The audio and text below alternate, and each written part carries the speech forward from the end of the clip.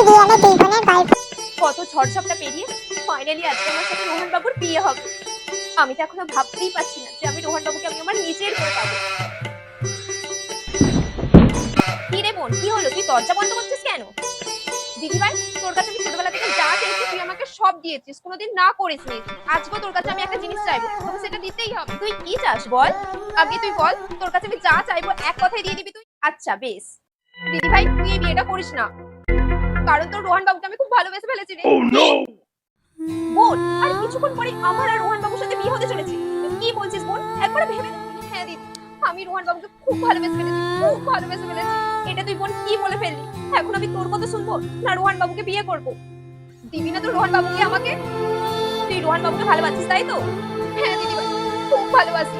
ঠিক আছে, তুই বিয়ে করবি রোহন বাবুকে? তুই সত্যি বলছিস দিদি ভাই? যাবো, তৈরি হয়ে নি, কথা বাড়াস না, লগ্ন হয়ে যাবে।